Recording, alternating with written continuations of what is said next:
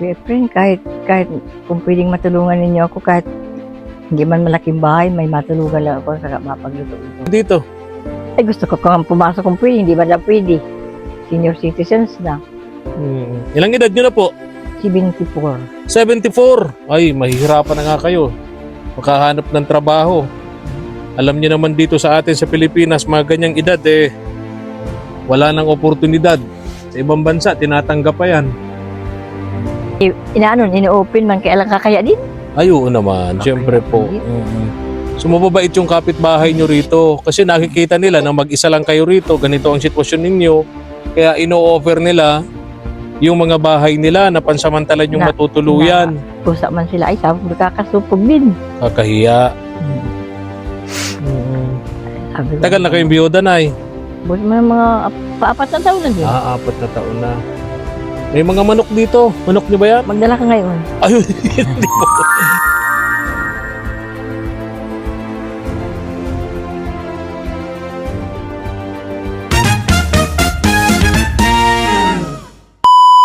Subscribe to my channel. Ito kami ngayon ni Mama El, mga katuwang, dito sa ano tawag dito, sa gubat, sa Nyugan kami dadaan. Ito yung klaseng dadaanan namin, mga katuwang. Actually, matagal na po ito si Nanay Ami nakikiusap sa amin na kung pwede ma-vlog namin at hihingi po siya ng tulong, mga katuwang, kasi mag-isa lang po siya sa buhay. Mga 70 years old na ito, wala na siyang asawa, patay na. Yung mga anak niya nasa malalayo, may mga pamilya na, mahihirap lang din, mga katuwang. Kaya lumapit sa amin para matulungan. Kaya samahan niyo po kami ngayong umagang ito ni Mama El. Puntahan po natin dito.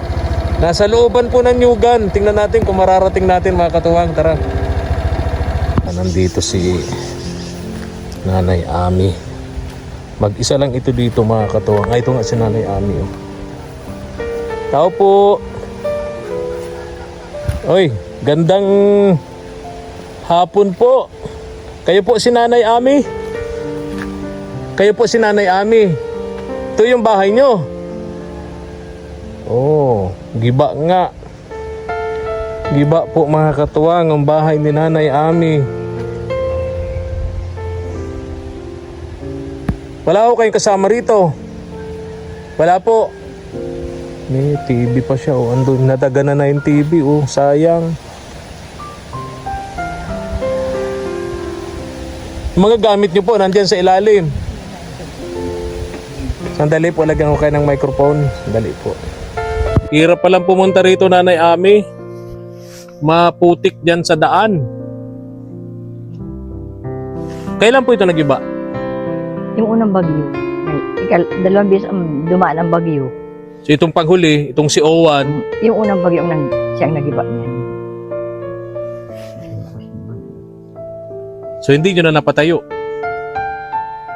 Wala man. Dinurog na talaga ni Owan. Pero ang nakigiba, yung unang bagyo. Sinundan ni Owan.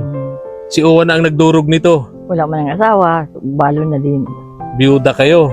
Saan yung mga anak nyo, Nay? Nasa malalayo na sila. Yan Ha? ang bahay. Bahay lang yan. Tinutuluyan lang. Naalis din sila dyan ay.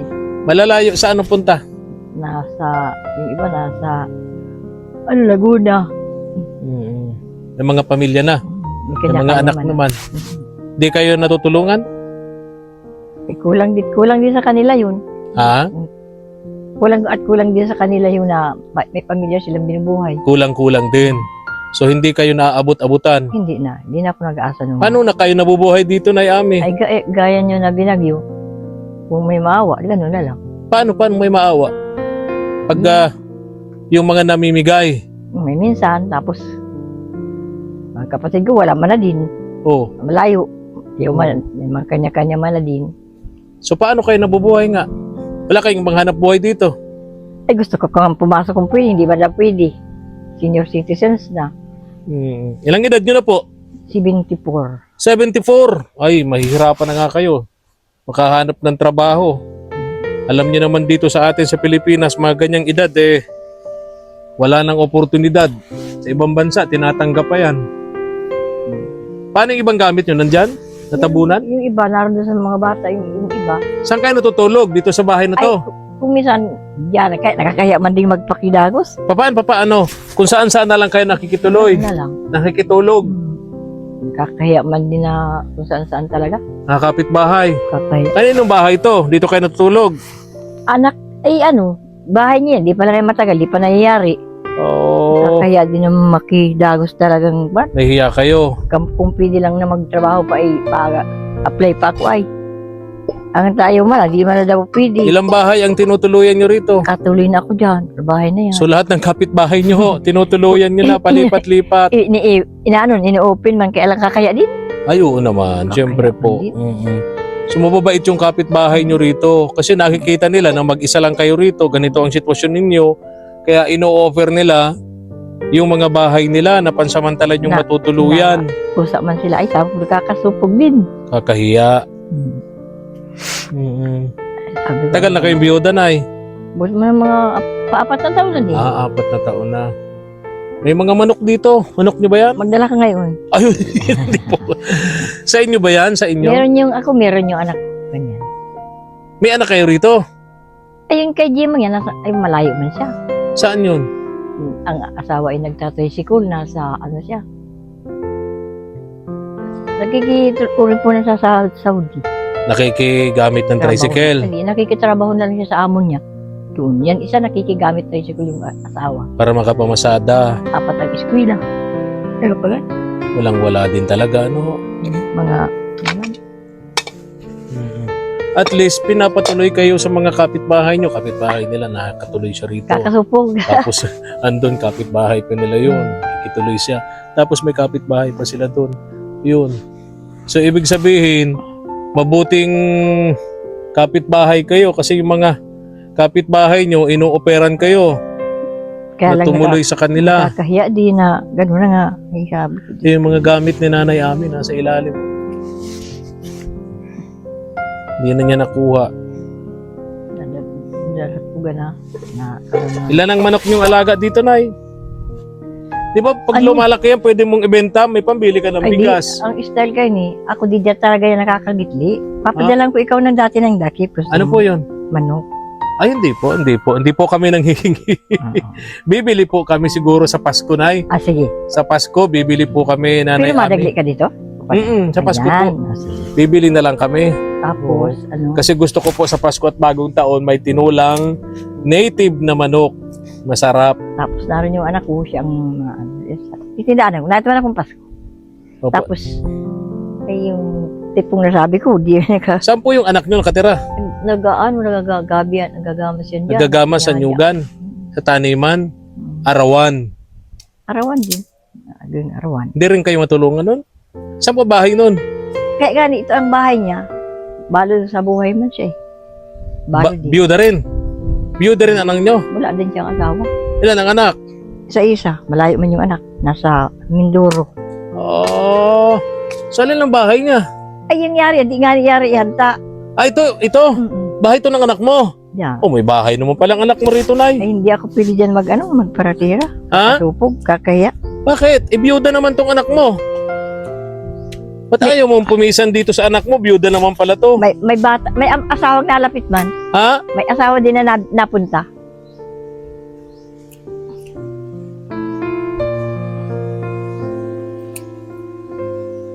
Okay naman tong bahay nyo at Nanay Ami. Bako kumain yung bahay? Oo nga. Anak mo naman. Pwede kang patuloyin dito. Mag-isa ka lang naman. Mag-isa lang naman yung anak mo. Merong yung asawa, kaya lang naupunta dyan na trabaho, ay may trabaho kaya siya. O sabi mo, biyuda. Biyuda. Hindi. Ano nangyayari, siya merong asawa, pero hindi dyan napirni at magtatrabaho. Hindi nga, Nanay Ami. Sabi mo, itong anak mo, biyuda. Patay na ang asawa. Bakit sabi mo may asawa? Buhay. Buhay ang ano, kung hindi ka trabaho sa sa labo.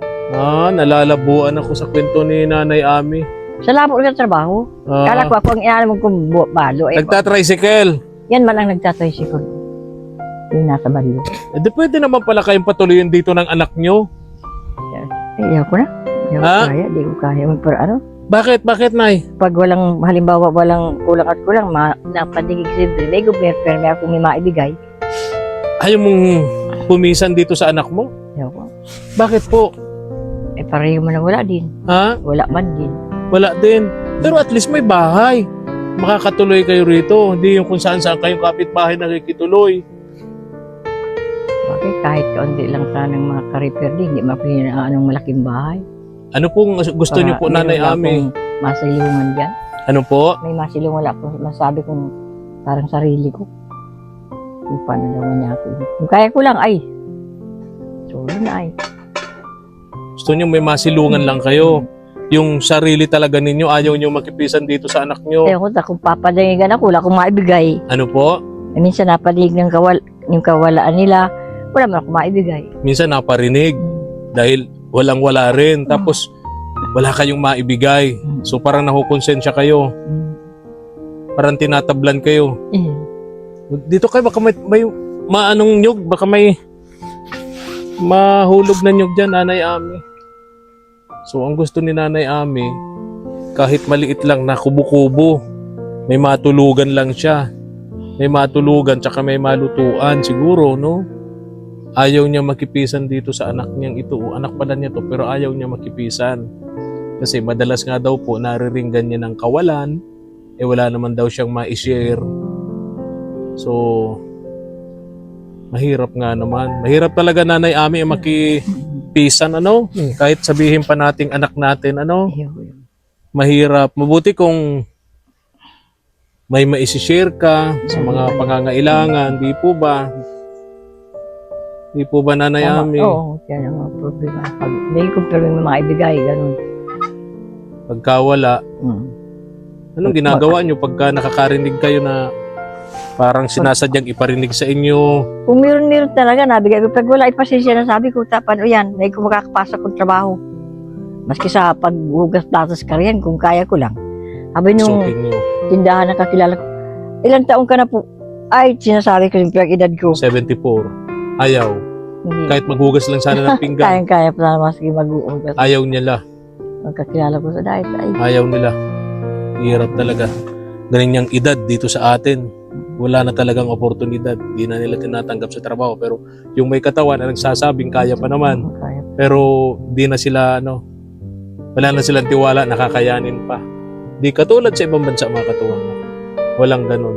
Yung mga ganyang edad, pinagbibigyan pa maghanap buhay. So, Nanay Ami, ganito pala. Kahit siguro hindi na ganito kalaki ang bahay, Nanay Ami? Kahit hindi man na, may masilo, mapag-anuhan. Ha? Yung yun, pwede na yung hugasan pa dati. Oo. Tan, may semento naman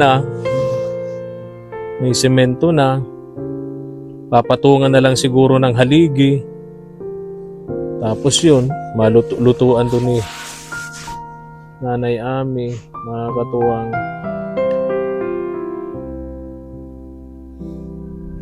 Ito lang yung anak mo na nandito. Yung hindi ako sa yan, nadating yan, nagtatrabaho isa labo. Dating dyan linggo-linggo na uwi. Buwanan. Saan ngayon yung anak nyo? Paglilinis nung yung pinyado. Nagagamas sa pinyahan. Yan, dito ba pinyahan to, di ba? Ganyan, Nagagamas sa ganyan, pinyahan. Magkanong arawan? Ay baka 400 yan. Pag 400. So dun siya nabubuhay. Ilan ang anak niya, ho? Isa, nasa malayo pa, nasa Mindoro. So mag-isa lang siya rito. Umuwi naman yung anak niya. Nauwi man yung Yung asawa niya umuwi lingguhan. O di ba mas maganda nga may kasama siya diyan kayo? Kakasupog magpisat. Ay, Ano ako po? Pag makakadig ng kawalan na ay supog ako. Nahiya kayo makipisan kahit anak nyo. Supog ako. Hirap talaga ng ganyan, Supog. Ano pong nararanasan nyo, Nanay Ami? Ay, ito, masasakit ko na. Napilta kong kibot. Ayaw ko nung maghapon na hindi maka... Maghapon, Ito, nasakit yan. maghapon walang ginagawa. Ay, ayaw ko nun. Paupo-upo Ay, lang. madati. Mahina ako nun, lalo. Gusto nyo may ginagawa. Mahina ako. Dito kayo, Nay. Mainit yan. Dito kayo. Mahina ako nun. Biglang. What? Wala nang Anong maghapon. ginagawa nyo ngayon? Ay, nagburubumba ako nung yan. Tapos friend, kahit kung pwedeng matulungan ninyo ako, kahit hindi man malaking bahay, may matulungan lang ako sa mapagluto-lutuan. Kaya po. Ayaw mo talaga makipisan sa anak mo. Pero niyayaya ka naman ng anak mo dito. Pero talaga ako, Niyaya ka naman niya. Pero maski na. Ha? Maski na yayaon. Diba? Iba pa rin. Iba din yung pag ano gusto mo pahingalo, pwede mo. Ganyan, hindi pwede ay. Pwede. Hirap ano. Bakit pag nahihiya kang magpahinga? Ay, hindi. Ang liit naman loob niyan. Ha? Na ano kung mag-ano dahil, siyempre kung anong kawalan, kung meron akong pansakop, sasakupin ko pa. Ay lang kung meron man din. Di ba, anak mo naman siya, siyempre, maintindihan naman niya yung kawalan mo. Pero, nandun ang sa point mo na nahihiya ka sa anak mo, na wala kang maibigay. Yan, tama. Ganun.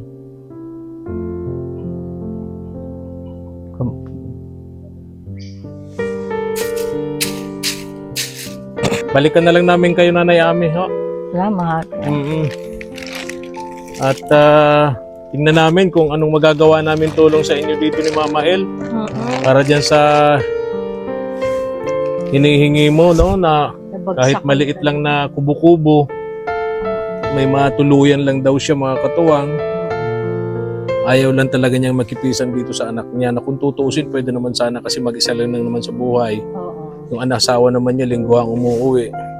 Pero ayaw talaga ni Nanay Ami kasi ayaw daw niya nakakarinig ng mga kawalan, yung pangangailangan ba? Ayaw niya. Mahirap nga naman. O kaya kung tutuusin daw, kung meron lang talaga siya, sasakupin na niya lahat. Di ba, Nanay Ami? Anong madalas mong naririnig? Siyempre, madalas Ay, yung bigas. wala palang pamasahe. Yun. Yung wala palang pamasahe ang bata o kung ito na naman ay kung ang mga kawalan. Ay, sabi, kung meron lang ako, bibirigyan ko yun lang. Pipilit pa man daw siya na maghanap buhay, wala nang tumatanggap sa kanya. Sa edad niyang 74. 74 na kayo, Nay? Nag-ano ako sa Pero dahil. gusto pa niya magtrabaho. Kahit pa sana sa masipaghugas plato ko sa karyan, ay kundi ayaw sila. Ayaw na siyang tanggapin. Ganun talaga dito sa atin sa Pinas. Kaya nga. Di bali, Nay Ami, no? Di kami nangangako ni Mama El sa inyo na kaya naming ibigay yung hinihingi niyo po sa amin. Pero tulungan niyo po kami. May awa ang Diyos. Mag-pray tayo. Pray po tayo, Nanay Ami, no? Na pagbalik namin, magkaroon na kayo ng kahit maliit lang na kubo-kubo Oo. na matutuluyan ito sa bahay niyo po. Ano po? Sariling bahay. Ay, salamat lang po. Praise the Lord sa God. Karakan man po. Talagang yan ang inaan ko sa sana medyo maglawig-lawig pa yung buhay at parang sumusulok. Parang malungkot daw. Kaya, Wala. Kung out kasi ay malungkot. malungkot. O sige, Nanay Ami, dito muna kami, ha? Alis muna kami. Marami daw siya ritong alagang manok. Ngayon, may nakatali. Binibigyan nga ako, sabi ko, hindi. Bibili tayo sa Pasko, pupunta tayo dito. bibili. Bago magpasko, Nanay Ami, o kaya bago mag New Year, babalik kami rito. Babalik kami nung native na manok. Yun. Ha?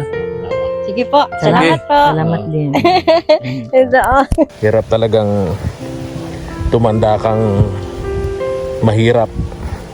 Kaya lagi kong advice sa mga anak ko, anak namin ni Mama El, na magsumikap, magsipag kasi mahirap tumanda na mahirap. Lalo yung mga anak mo mahirap lang din. Nakikita mo ba ito? Ito. Oh, ayan. Malawak na nyugan. So, ano yun? Surprise ko sa'yo ha. Hindi mo alam. Ano yun? Hindi yan sa atin. Oo. Kaya magsumikap tayo para magkaroon Oo, tayo. sige. Ha? Okay. Pambihira. Kala ko pa naman kung anong surprise sa kanya yung malawak na nyugan. Yung pala kailangan magsumikap. Sige na. Bye-bye. Ayan, kung nagustuhan nyo pang aming upload video ni Mama El, likes and share naman po. At pa-subscribe na rin ng aming munting channel. Maraming salamat po. God bless. Thank you for watching.